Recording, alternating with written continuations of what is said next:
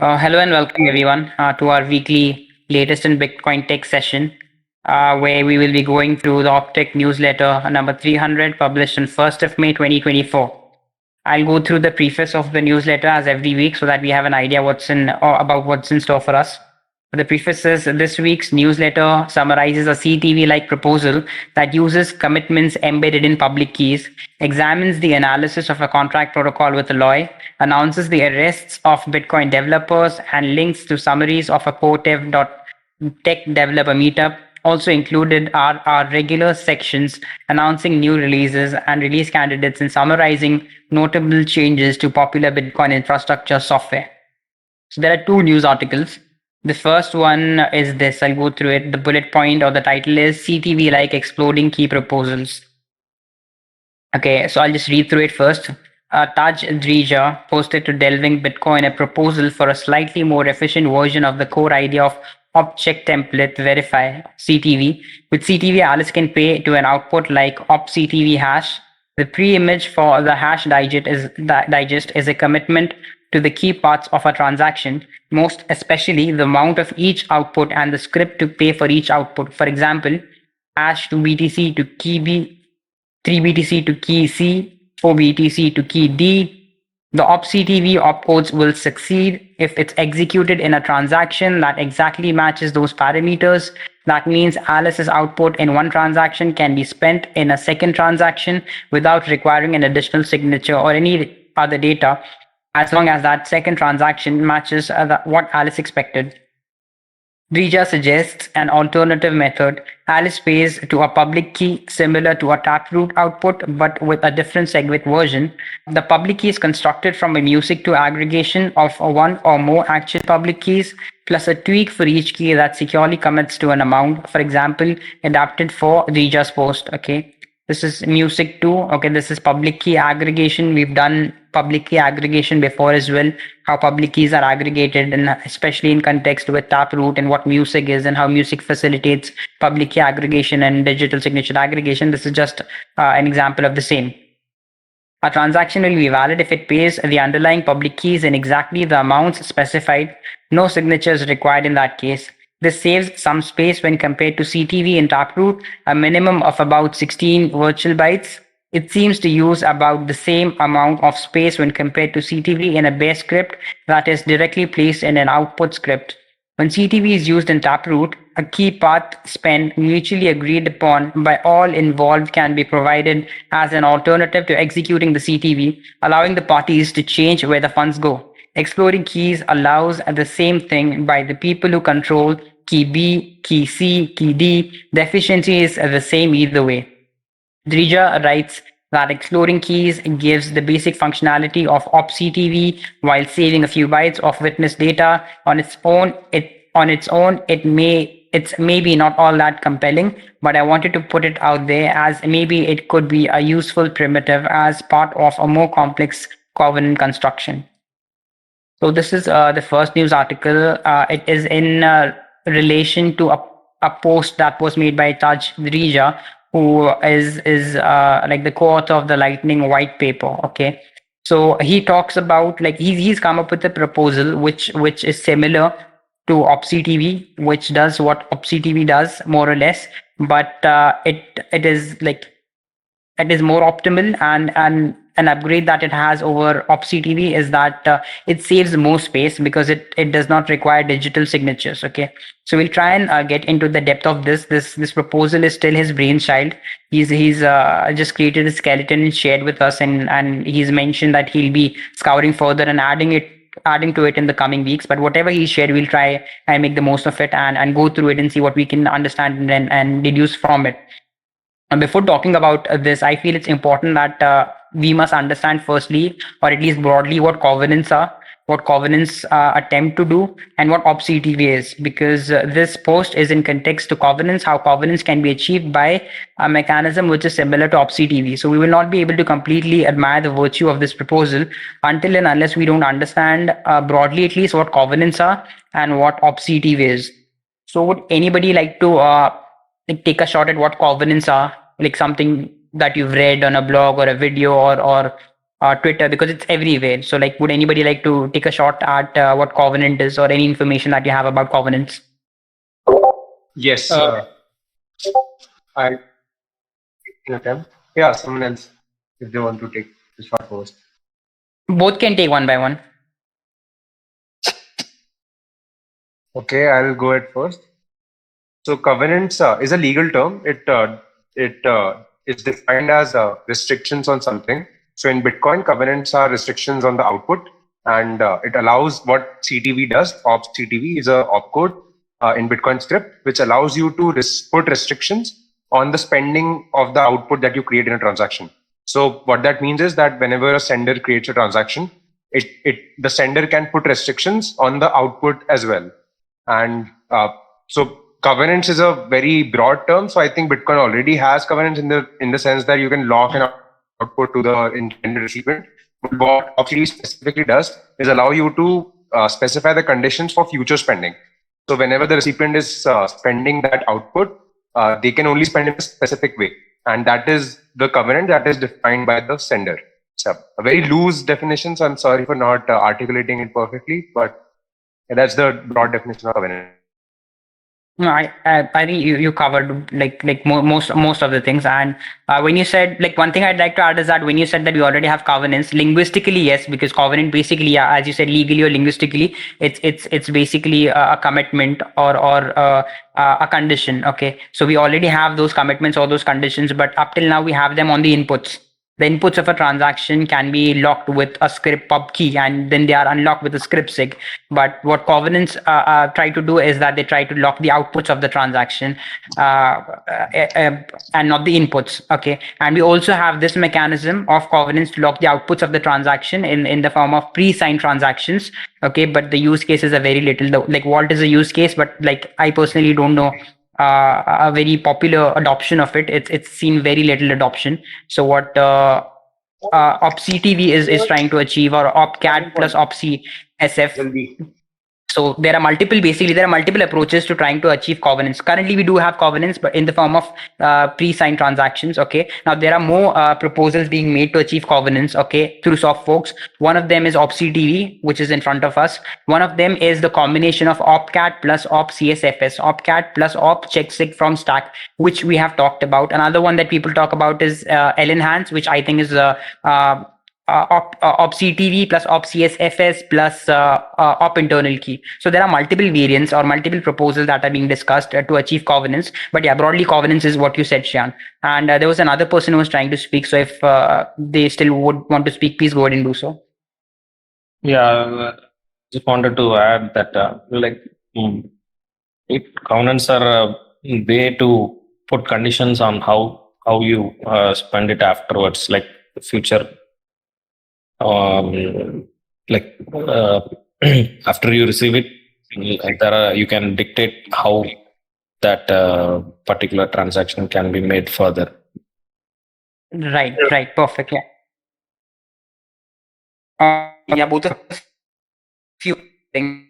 That is what it is. That is what the broader concept is. That is what covenants are trying to achieve in Bitcoin. Okay. Now there are two types of covenants. One is what you all described, and another which also keeps resurfacing is recursive covenants. Okay. So like you all understand what recursive covenants is, right? So that UTXO will be spent further, and will be spent further, and will be spent further. So those respending conditions can also be predefined, and the transaction can be spent one after the other. It can be further spent recursively only as long as those conditions are stipulated. So that's recursive covenants.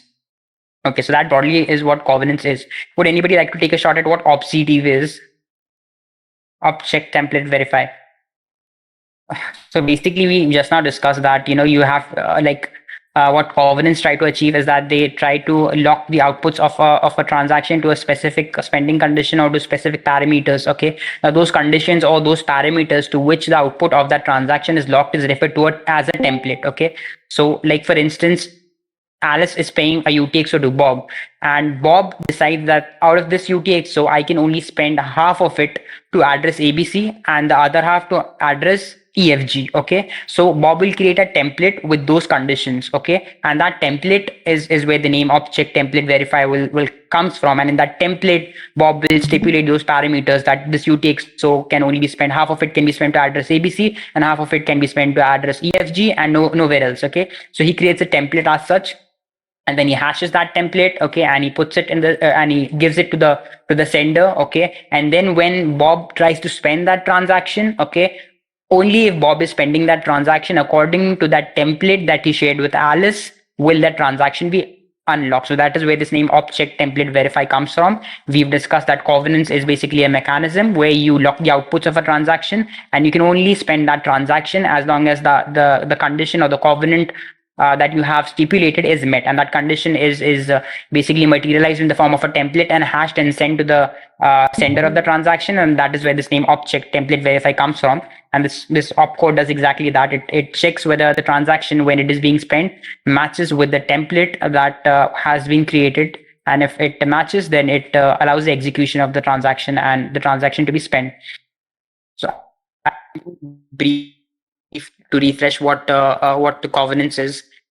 So a Bitcoin covenant, I'll just zoom it a little. This is good.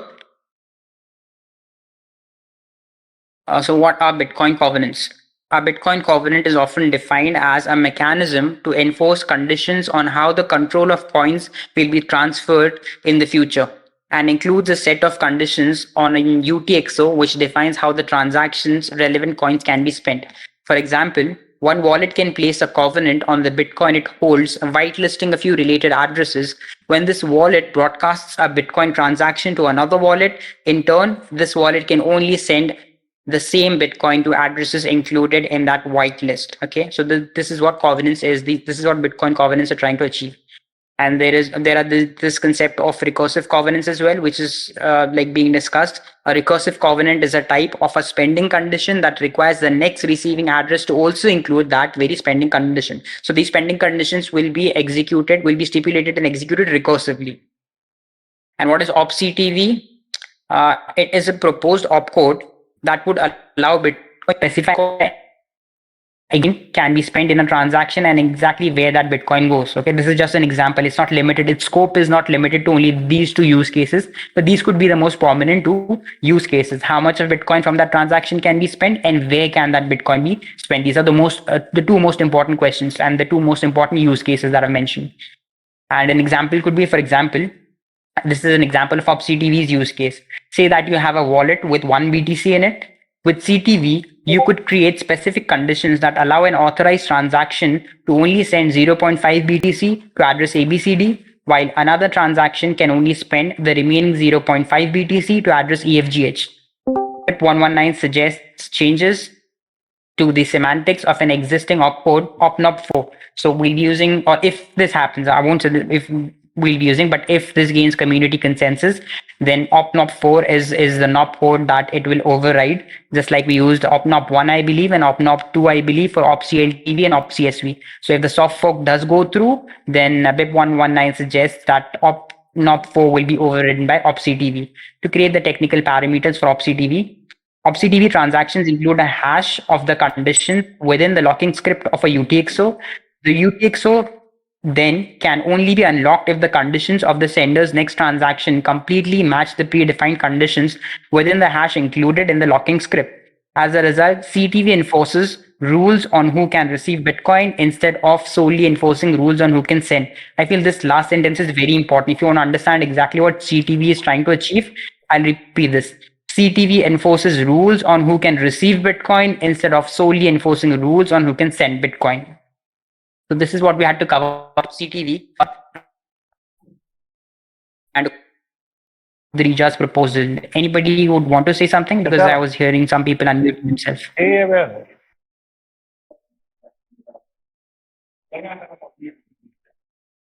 We should delve into the specific news article. Now, what this specific news article proposes is, okay, now this is a template, okay? This is a template that you create a template that 2 Bitcoins has to be sent to key B and 3 Bitcoins to key C and 4 Bitcoins to key D. Okay, this is the template. You hash it and you give the hash of this template. Okay, this is like the popular implementation of opctv that's being discussed. Okay, yeah. So basically, what we do is we aggregate these public keys. Okay, we tweak these public keys. I won't go into the detailed mathematics of this. We've covered this before. You can refer to what an internal key in Taproot is and how key tweaking happens in Taproot. We've also discussed what public key aggregation is in music. Okay, so you can refer to these resources available on the internet or our preceding Optech sessions. Okay, so basically, instead of just doing this, okay, what you take is you aggregate these public keys, okay, and then you pay to this one single public key, okay. So instead of paying to 3 different public keys, key B and key C and key D, what this proposal says is that you aggregate these public keys and turn them into one single public key. So you pay to one single public key, and that public key will be referred to as exploding key. Why is that an exploding key? That's an exploding key because if even one person out of these wants to opt out, okay, if the person who holds the private key for key D wants to opt out, they can take their share and opt out. But what that will necessitate is that everybody else will get their share as well. So it's not possible that one person takes his share and opts out and the other two are still bind together. If one person opts out, the entire public key, all the participants of that public key explode. Okay, so like everybody gets their share whether they want to opt out of it or no. Okay. And what is the benefit? The benefit is you don't need a digital signature. The benefit is that you don't need a digital signature as long as you are spending this transaction in accordance with the condition that you are stipulated. As long as you are spending the transaction in such a way that key D is getting 4 BTC, key C is getting 3 BTC, and key B is getting 2 BTC, you don't need a digital signature. Okay, why is it that you don't need a digital signature? Because anyhow, when you created the transaction, you wanted 2 Bitcoins to go to key B and 3 Bitcoins to go to key C and 4 Bitcoins to go to key D. Okay, and now when you're spending the transaction and you are ensuring that 2 Bitcoins are going to key B and 3 to key C and 4 to key D, you are not in need of a digital signature. So this is where it is different. Okay, that when you're spending this transaction, as long as you're spending it in accordance with the template that you have already verified, you don't need a digital signature. You can just spend the transaction. What this does is that you don't need a script sig in your transaction, and also you don't need witness data, because witness data, what does it have? It has a digital signature, right? So you don't need to add a digital signature, and due to which you save 16 virtual bytes. Okay, so a use case for it could be like batch processing. Like if you want to send a transaction to multiple people at one time, you can use this mechanism, right? Like instead of sending the transaction to each person individually, you can aggregate their public keys and send the transaction to one public key. And when one of them opts out, the key explodes and all the remaining participants get their share. And the other benefit that I could see of it is that you don't need a digital signature and you don't need a script sig, which saves your space obviously on the network. I'll also go to the post where he mentions this. Faisal? Just give me 1 second. I'll keep. Yeah, Mango, I'll come back to you. Just give me 1 second. Yeah. So yeah, as you can see, it doesn't need a witness and it does not need a script sig. So that is the reason why it saves space.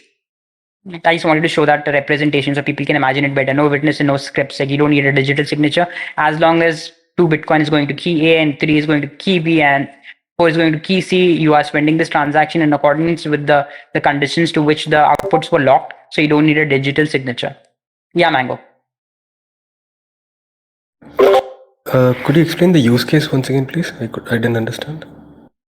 Like first reason why this was proposed is that, like I told you, it saves space. Okay, 16 bytes, 16 virtual bytes, because you don't need digital signature, so it saves space. Okay, a use case could be batch processing. Like if you want to spend multiple transactions, if you want to send 2 BTC to key B, 3 to key C, and 4 to key D, instead of sending those transactions like individually to each person, what you can do is you can aggregate their public keys and spend one transaction to this, like all 3 recipients. Okay, so you aggregate these keys and you create one public key. Okay, and then you make the payment to that specific public key. Okay, instead of paying it to multiple public keys. Okay, and then what happens is that even if one person out of this batch opts out, the entire key explodes and all of them get their funds. So instead of making individual payments, you can aggregate public keys, which is not unique to this mechanism, by the way. Yeah. What do you mean by one person opt out?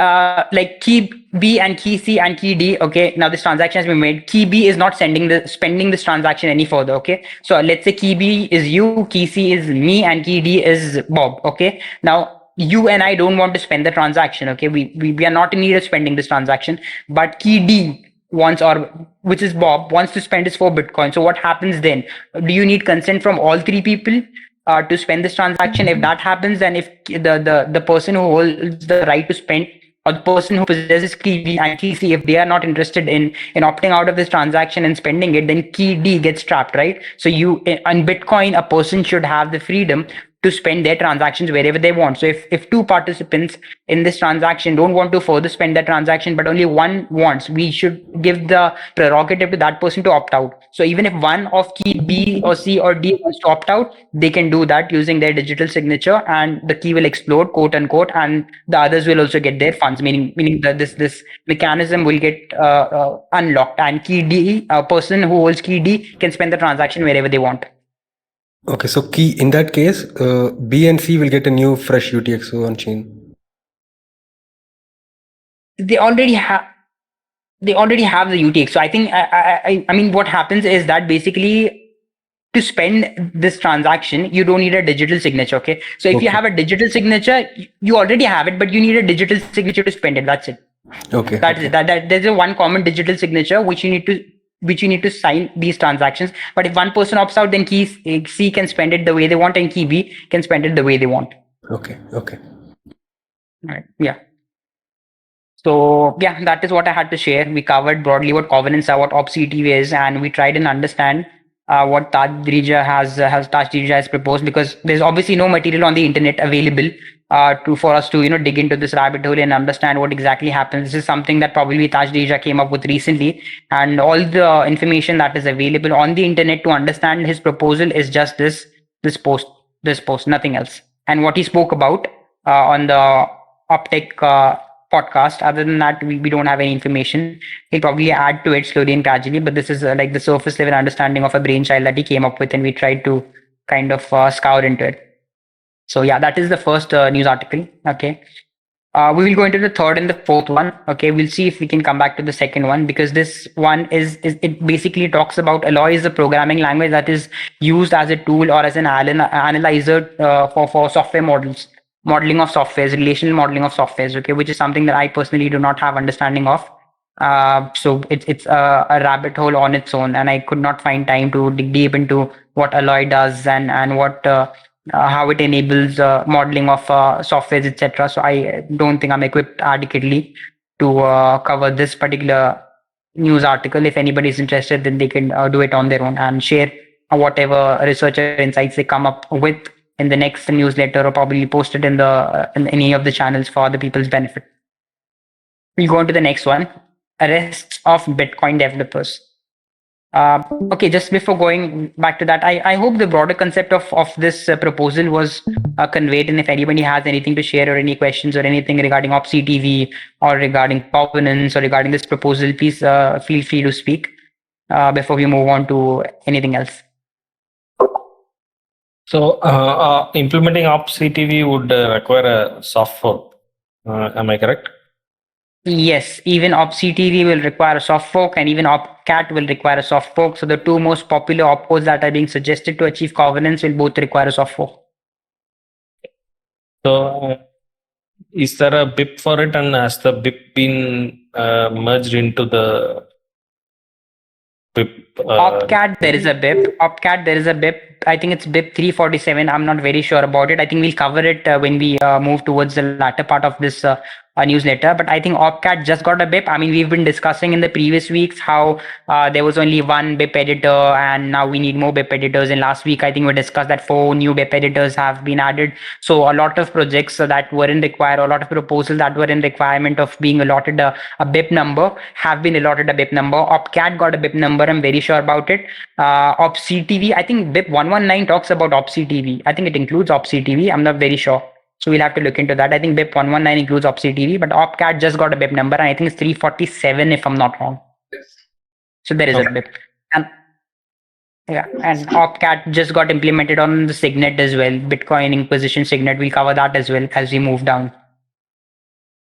And one other thing, Faisal, this exploding keys, how does it relate to a standard channel opening? Does it have any relation? It sounds similar, but I don't know. I'm just trying to ask you. Does it have anything similar to that of a multi-sig channel opening kind of thing? Can it be used to do that kind of stuff? Was there any discussion? Like multi-sig, like from what, Yeah, which channel opening are you referring? Yeah, for a lightning channel opening between two parties. So it kinds of sounds like this, but I'm not very sure.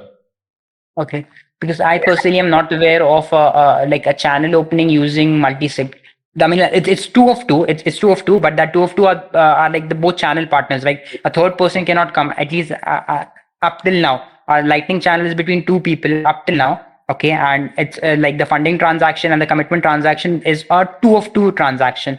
I know there are talks about having Lightning channels with multiple participants, but I believe they are just talks as of now. I'm not aware if anything concrete is happening on that arena. I've heard about it, that there are proposals, that there are people that are trying to work on creating Lightning channels where multiple parties can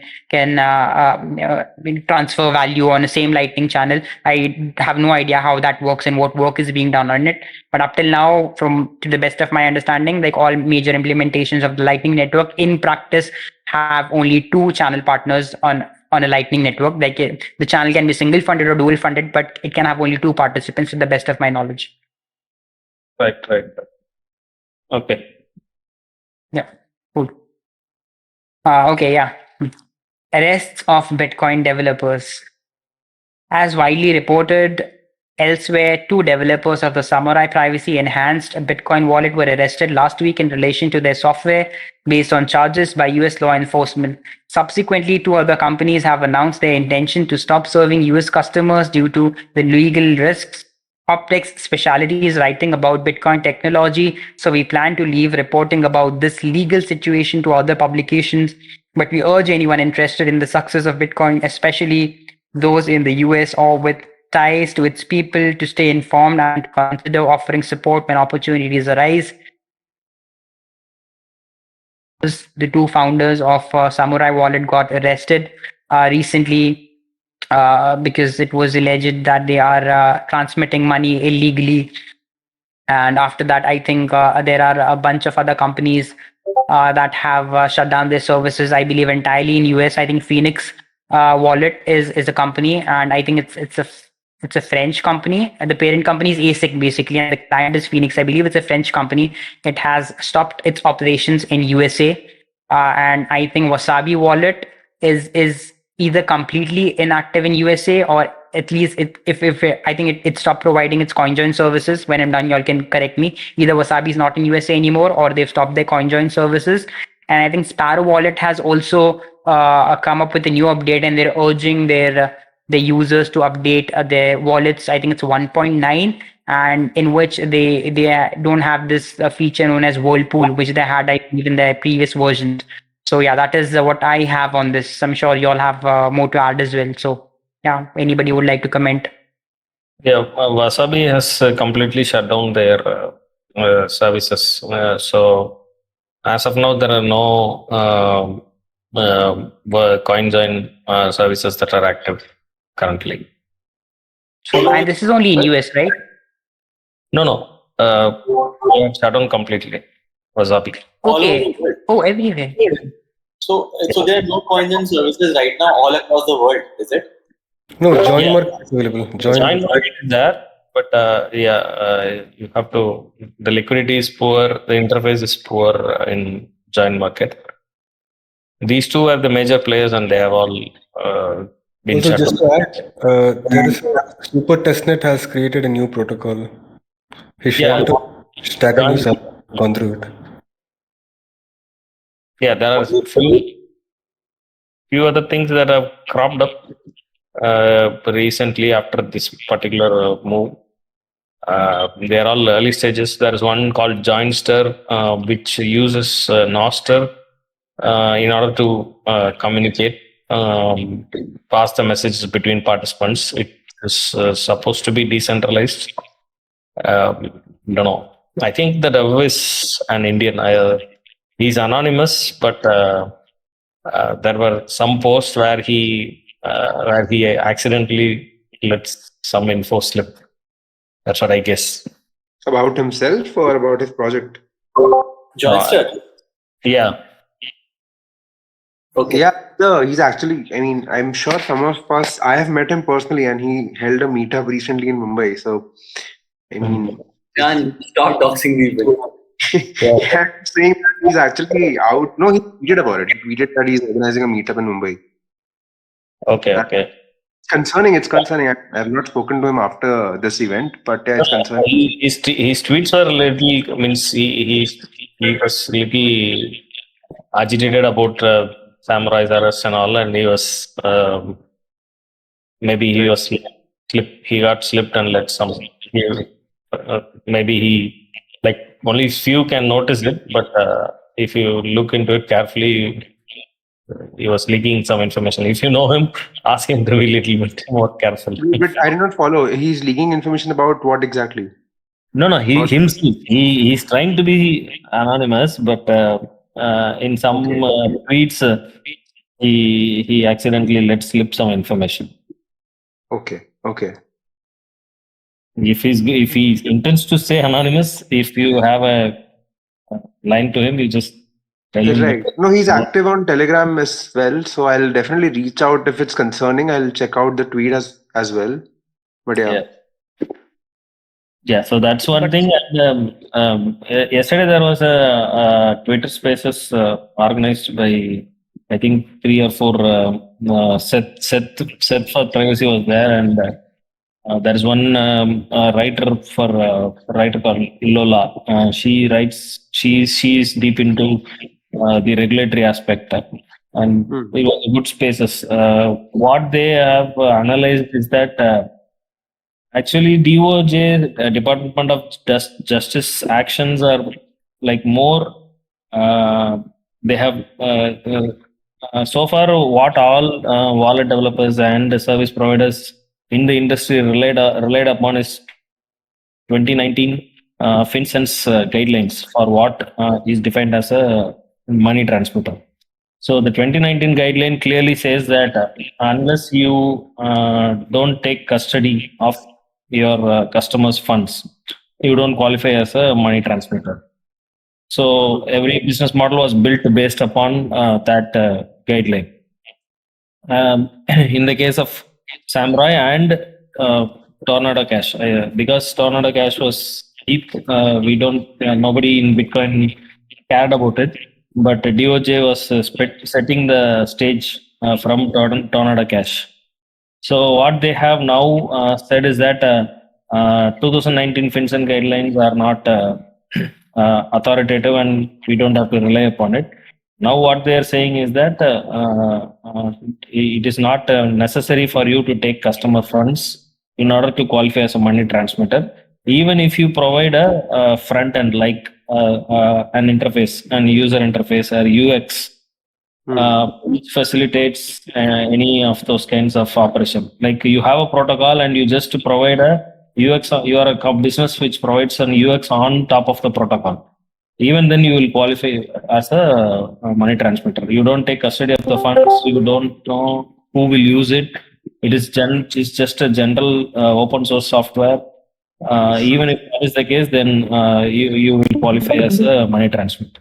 So that is the new attack vector that is being pushed. And what the community says is that it is more aligned to. There is I hope many of you would be aware. There is a body called FATA, FA, Financial Action Task Force. FATA. They are like a international advisory body. They don't have any legal underpinnings. They just offer advices to different countries on financial regulation kind of stuff. So they set the ball rolling by giving advices and nudging the countries' AML policies in certain direction. And the countries take up their suggestion and try to build um, case law and other regulation based on their guidelines. So actually, these sort of FATF in 2021 itself, they have modified their recommendations and they have clearly said that requiring a person to take custody of funds in order to classify him as a money transmitter is not just enough, and we have to broaden it and we have to bring everything under the umbrella. Only then we'll be able to regulate the whole space. So that's their agenda, and slowly US is changing its case law and trying to put up examples, and slowly it has started to roll the ball. So what they are saying is that these two cases are very important. If DOJ is able to establish a case law, based on that, it will push further. So that's what the worry is among the community.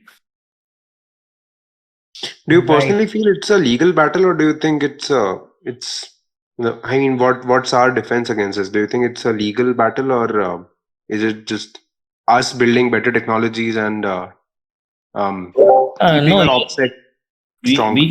we can build better technologies, but what Samurai was doing was like they had a business model which is based on privacy.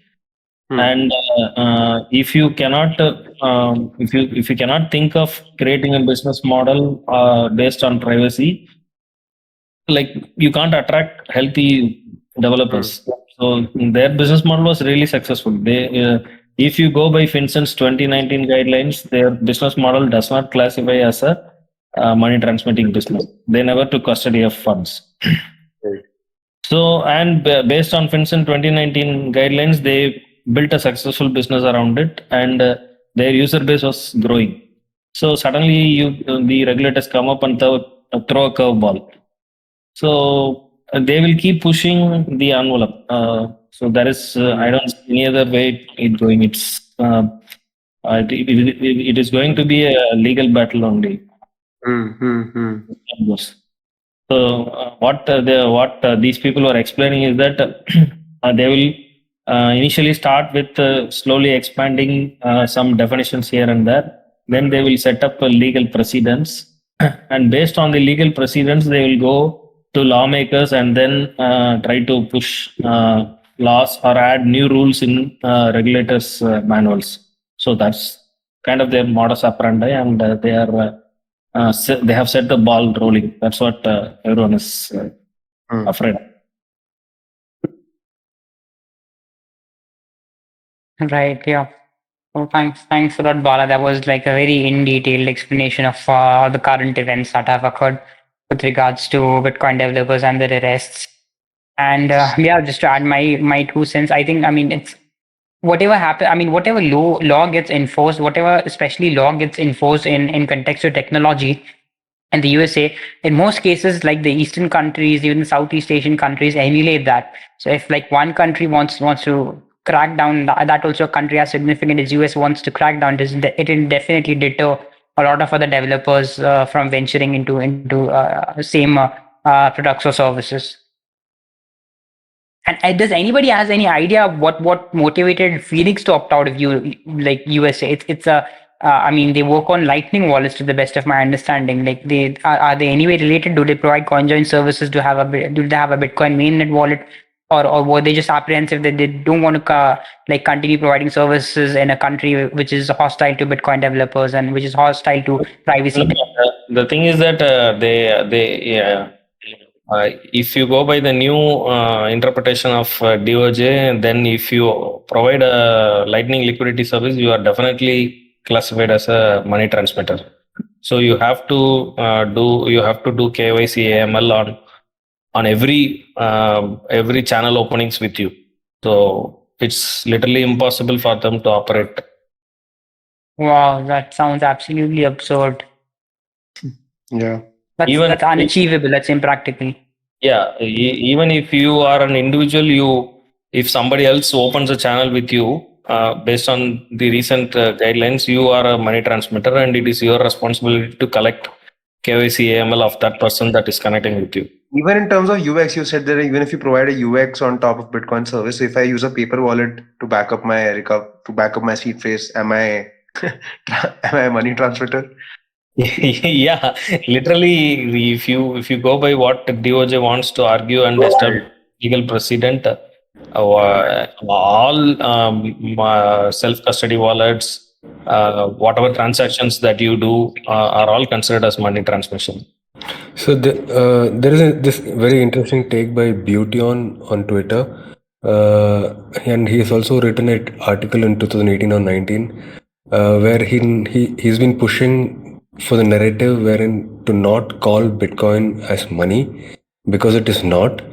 Bitcoin is speech which can be used as money. So if you go by this narrative, then governments cannot do anything because Bitcoin is speech. Because Yeah, I think I ultimately, saw it's speech. If the government is I'm just giving slightly harsh response, like you cannot hear to the government like that. The government understands what you're trying to do, right? The government basically does. If somebody does not want you to use Bitcoin, they will stop you from using Bitcoin. As long as they have the power to stop you from using Bitcoin, you call it speech, you call it music, you call it code, you call it money, you call it whatever. They don't want you to use it. That's how I look at it. I think this reminds me of a popular case. So, like, not related to completely unrelated to Bitcoin, but Parachute cooking oil used to sell their Parachute hair oil and used to pay just government cooking oil taxes, claiming that it's not a cosmetic item; it's a cooking oil. You can cook food with it. But their ads would not talk about cooking food with Parachute oil, right? Their ads would always talk about like you apply it on your hair, and so it's not easy to claim that just because you're claiming that Bitcoin is speech and can be used as a Bitcoin and can be used as a currency. It's obvious to see through. That's not True. completely true. Yeah, exactly. I think that'll work. No, I think That's the a very reason, optimistic I approach. think the reason Beautyon is approaching from that stand, at least that's the perspective that a lot of people argue from, is because code is speech is a legal precedent in the US. So it's in the First Amendment of the US Constitution. So you can take that defense. Of course, if it's authoritarian, nothing that is written in the letter of law matters. But I think that was the defense that he was trying to use. Yeah, that is why the DOJ and law enforcers they have not yet attacked the protocol. They in all the indictments they don't have anything to say about the protocol. I think the best defense is you just orange pill everyone. You just orange pill the legislators, Yes, it's a political revolution. Let's not hide away from it. It's like, on one hand, I don't think any legal argument will deter the government. They will attack you because they know what you're up to. So I believe it's a political revolution. Even as a lawyer, I don't think I personally want to see that route, that we can, using arguments and using legal rationale, we can defend Bitcoin. But I also deep down understand that it's a political revolution unless we have a majority of people, not a majority in terms of 50%, majority in terms of enough people who care about Bitcoin, putting up a defense and not succumbing to the pressures from the government. Nothing will work. Yeah, the Samurai case is a good example because they wrote code, they built a very strong product. But they were also aware that someday the DOJ would come knocking to their door. So they were also prepared. I guess, I hope they are prepared legally, because they even wrote a big reply to FinCEN's proposed rules to regulate self-hosted wallets and all those things. Like that was 6 months ago, and after the 6 months, everyone came knocking on their door. So I'm just curious that even somebody like Francis, who's working on a public company, is living in Costa Rica just to avoid a similar consequence. And Samurai is, they're more cypherpunk and hardcore than even bull Bitcoin. So just curious, why did they not consider moving out of the US as a the other scary thing is that actually Samurai was not in US. Only one of the developer was in Philadelphia. Okay. All their servers and the other developer was in Portugal. So there's no place for if DOJ wants to reach you, they can reach you wherever you are. And Yeah. they had servers in in Iceland. They had servers in Portugal. So everything was it was a coordinated thing. I think the other argument that I had broadly was like, if you're in Bitcoin and trying to sort of run a for-profit company, that is a tricky space to operate in. You should be operating, and that's what my hunch is. You should be operating and should be figuring out ways in which you can contribute to Bitcoin without expecting you to get a venture fund level kind of returns immediately, right, for the work. I was there, I was sort of assisting in due diligence. So I'm not really sure whether Wasabi was the company or was it Samurai, which came for raising funds. And yeah, so, but my point is, it's tricky when you have Bitcoin companies raising funds, then they will have to go aggressively out in the market to market it. They will probably take shortcuts and they will probably draw more attention than required. Whereas, it will happen, right? You don't have to burn yourself by being too much in the face just to get some additional growth. Yeah, Right. I agree with you, like completely with you on Saurabh. But I mean, it's I personally feel very few people achieve, be in Bitcoin like without any monetary incentives. I mean, it's I know that's the most ideal situation what you said, but even I'm not very optimistic whether a lot of people will be able to achieve that. So in a realistic world, I don't know how practical that is. I feel that way as well, but then the reality of the world that we live in is maybe slightly different. Some people might be able to do it. I don't know how many. I don't think majority of the people that are in Bitcoin will be able to do that. Samurai guys basically started out as trying to contribute towards Bitcoin Core, but they, after some years of struggling, they found that all their privacy-related proposals were going nowhere. So they basically gave up on the whole Bitcoin Core, and then they started making wallets. Yeah, makes sense.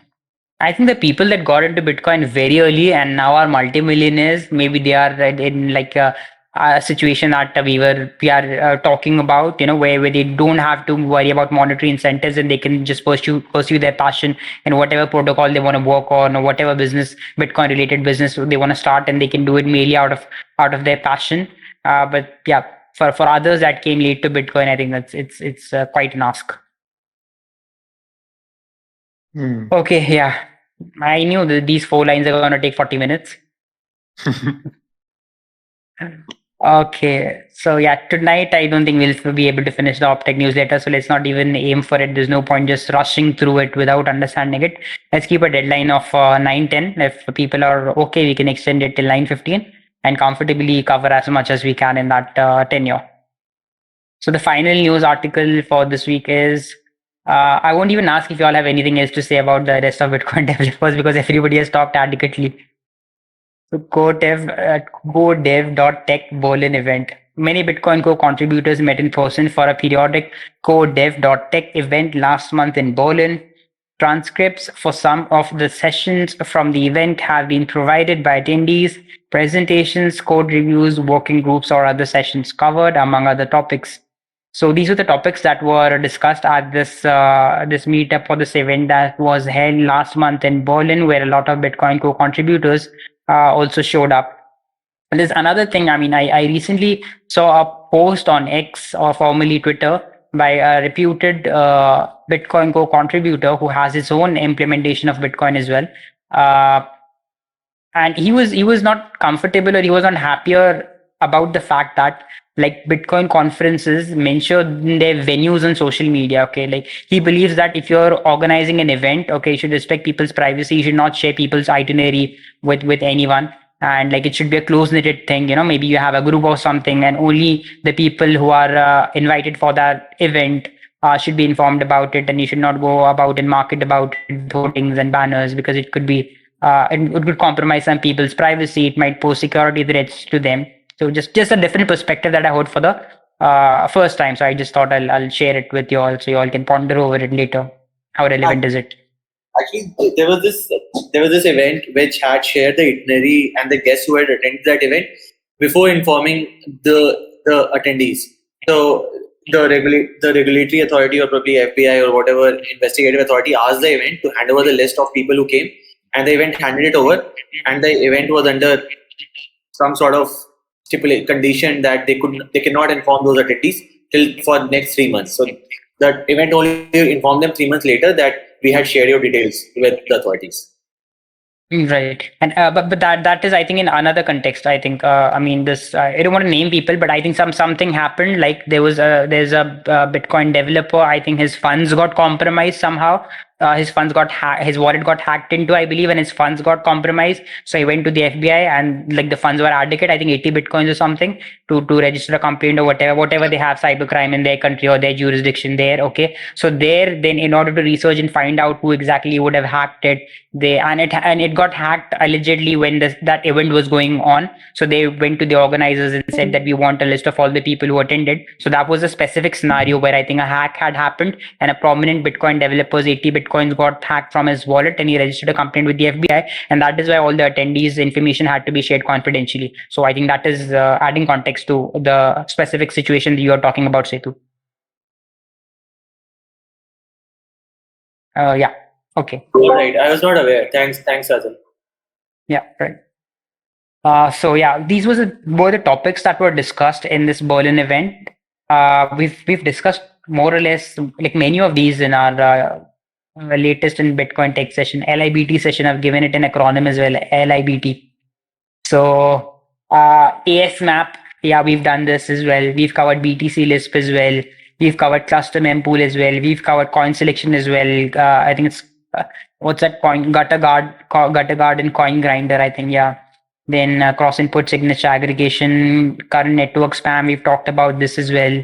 Fee estimation. We've talked about this. General BIP discussions. We've also had great consensus cleanup by Matt Corello. We discussed this for almost 2 weeks. GUI discussions. We keep talking about the GUI for Bitcoin Core. Legacy wallet removal, libBitcoin kernel. We've discussed this as well in our in the code and documentation section. Music, we've discussed this as well. P2P monitoring as well. Package relay as well. Private transaction broadcasting. Review of current GitHub issues. Review of current GitHub PRs.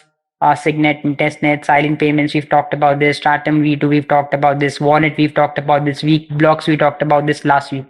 So see, if you all regularly attend this session, you all will not miss anything that is happening in the world of Bitcoin. Yeah. Good. Release and release candidates. 2 bullet points that we have to talk about. First is Bitcoin Inquisition 25.2 is the latest release of this experimental full node designed for testing protocol changes on Signet. The latest version adds support for Opcat on Signet. So Opcat is now on Signet. What's Bitcoin Inquisition? It's a fork of Bitcoin Core.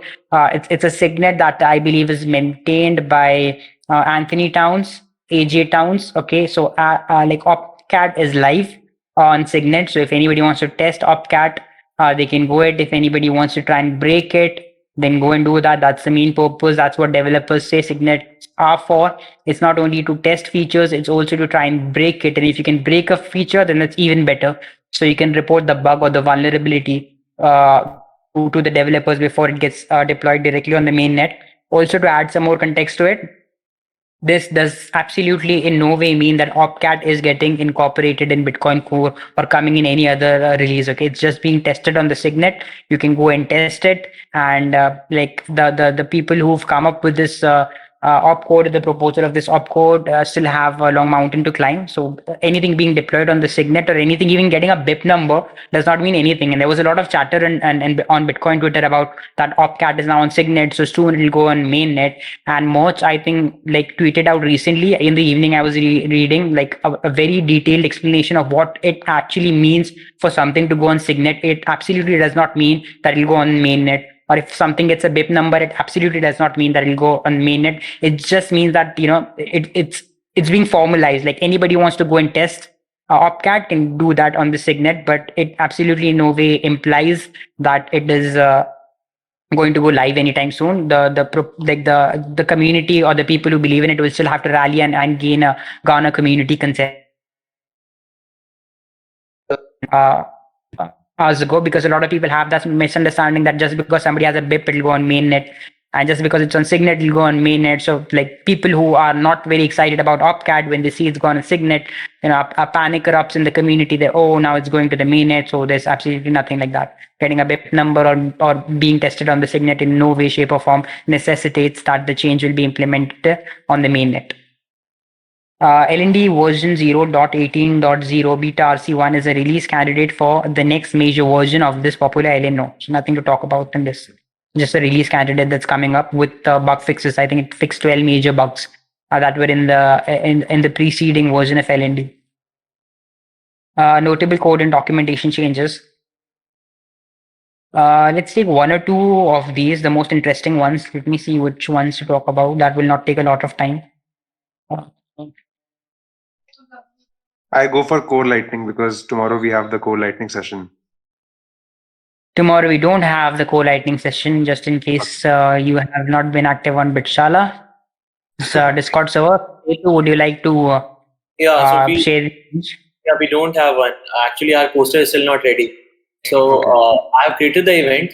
It's called Hands on Lightning on Discord, but our posters are not ready, so we have not gone on Meetup, and we've not gone on Twitter.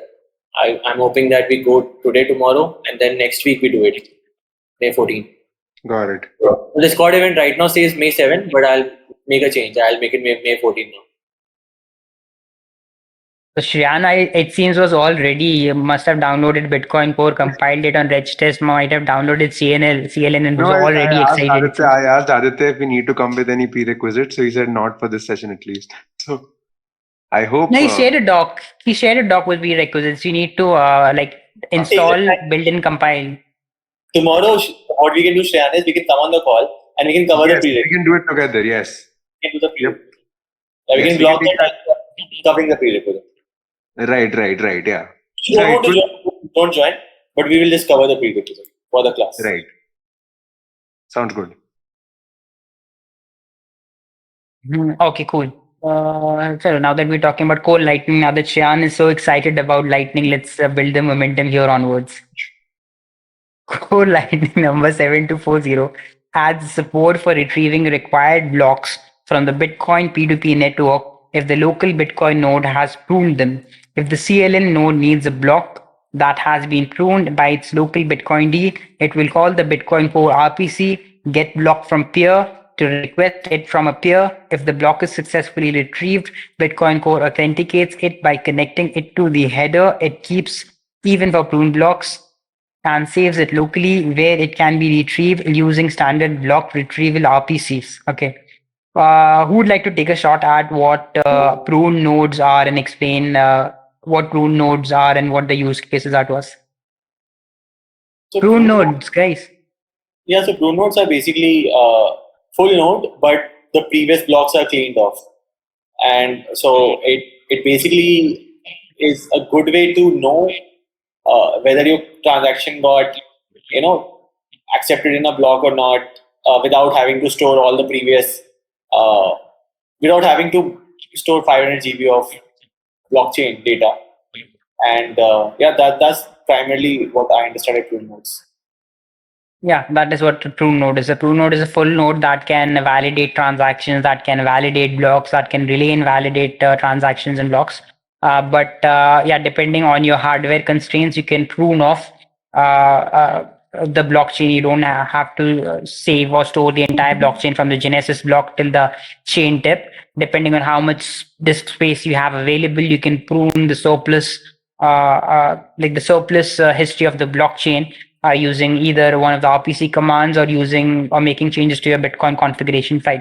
That's what a prune node is. Okay, so what happens is that what Core Lightning has done is that it adds support for retrieving required blocks from the Bitcoin P2P network if the local Bitcoin node has pruned them. So we know that the Lightning node needs to be connected with a Bitcoin node, right? Because the commitment transaction and the funding transaction happen on the mainnet. And the Lightning node is not aware about what happens in the mainnet. So it needs to be connected to a Bitcoin node that can relay to it events that happen on the mainnet. And just in case the Lightning node is connected with a prune node and your Lightning node needs some relevant information pertaining a block that was mined in the past, how does your prune node convey that information to your lightning node? Because your prune node has already pruned that block in which your core lightning node is interested. So in such a situation, what will happen is if the CLN node needs a block from block that has been pruned by its local Bitcoin D, it will call the Bitcoin core RPC get block from peer. So the Lightning node will invoke the Bitcoin node to call this RPC command get block from peer, which will get the relevant block that the Lightning node is interested in. Okay, so like this is what this PR does. Okay, so earlier it wasn't possible for you to do that if your prune node does not have a block that your lightning node is interested in. It cannot access any information pertaining it. But now what it does is that it calls the Bitcoin core RPC get block from peer. So the Bitcoin node can get that specific block and update the lightning node about it. Now, what could be a use? Why would a lightning node will update its channel graph? That is what this does. Right. I have a question. So when a Lightning node has the current channel graph, will it not have every funding transaction up till that chain tip? And because it's a prune node, it will receive every block after the chain tip, right? So why will it need any block before that? No, the Lightning node is only interested to validate like when you start a Lightning channel, the Lightning node needs to know that the funding transaction or the liquidity that is added in that transaction is valid or no. Okay, like for instance, like if the initiator of a Lightning channel stipulates that we need 3 confirmations. Okay, we need 3 confirmations for the funding transaction. There's no way for the Lightning node to know whether 3 confirmations have been attained or no, because it is not connected to the mainnet. It will query its Bitcoin node, which is connected with the mainnet. Okay, now so then the Bitcoin node will validate that the transaction has been confirmed. Okay, and then relay this event to the Lightning node. Now in this situation, what can happen is that the Lightning node has a channel graph. Okay, now how does the Lightning node update this channel graph? It updates this channel graph through gossip, right? It updates this channel graph through gossip. Now let's say that for some reason it was not aware of a specific Lightning channel. Okay, none of its peers informed it about this Lightning channel. Okay, and like none of the payments that it routed went through that routing channel. Okay, it constantly upgrades its channel graph to the best of its ability. For some reason it was not aware of a certain Lightning channel that existed, and then later on it got aware of the existence of that Lightning channel. Okay, but the liquidity that was provided in that Lightning channel, the block from which that liquidity came, the block in which the commitment transaction or the funding transaction for that channel was made, is no longer with the Bitcoin node that is connected with this Lightning node. It's been pruned off. So there's no way for the Lightning node to verify whether this channel that I have been just informed about, whether its funding transaction is a valid funding transaction or no. So in this situation, it will contact its Bitcoin core node, okay, like the mainnet node, not Bitcoin core, but the Bitcoin mainnet node, and invoke it to trigger this command block, get block from peer to get information pertaining to that specific transaction. Okay, and then that transaction will be validated by the Bitcoin mainnet node, and then once it is validated, then the Lightning node will add that channel to its channel graph. Right. Right. Okay. Fine. Yeah, makes sense. Yeah, that funding transaction would also use an input from a much previous block, right? And the channel graph would not have information about that UTXO. So Right. I think, Right. yeah. Okay. Yeah. So let's in 2 minutes let's cover one more about Lightning as well, because it's already 9:15. Then if like somebody wants to have any casual conversation or any closing comments, we can have that. But in 2 minutes, this is very small. Let's just cover this one. Eclair PR number 2851 begins depending on Bitcoin Core 26.1 or greater and removes code for ancestor-aware funding. Instead, the upgrade allows it to use Bitcoin Core's new native code that is designed to compensate for any fee deficit. Okay, so this basically talks about package relays. We've all talked about in detail about how Bitcoin Core currently uses ancestor fee rate to decide whether a transaction should be taken into the mempool or no, and it uses the descendant fee rate to decide whether a transaction should be kicked out of the mempool or no. Okay, so even if a transaction has like an adequate high fee and is trying to enter the mempool, but its ancestor has a low fee rate, it will not be allowed to enter the mempool. So if the child has a high fee rate, okay, adequately high fee rate, but if the parent has a low fee rate, so the child will be penalized, okay, and the child will not be allowed to enter the mempool because Bitcoin Core looks at the ancestor fee rate. Okay, Now, with package relay, what happens is that you do not analyze the fees of each transaction individually. Rather, you combine the set of related transactions and you analyze the fee of the entire package. Okay, so if the entire package has adequate fee, that package will be included in the transaction. So if the child has a high fee and the parent has a low fee, that entire fee will be taken into consideration, and the entire package will either be included or rejected based on the package's fee rate. Okay, so up till now, like Eclair was doing this on its own, because Bitcoin Core was not into package relaying. It would look at individual transactions and their fee rates. Okay, but now since Bitcoin Core is incorporated code that looks into this package relay aspect of transactions that are related to each other, I believe Eclair has removed the code that it was using, and now it purely relies on Bitcoin Core's code, Bitcoin Core 26.1 aggregator. So that's what has been done as far as Eclair is concerned, which is an implementation of the Lightning Network. And I think Eclair is the implementation on which Phoenix client works. That's what I believe. I'm very as sure as possible. Phoenix works on Eclair. Yeah. So we're at 9:15. As far as the Optech newsletter is concerned, then we'll wrap it up here. Any closing comments, any thoughts, anything anybody would like to share?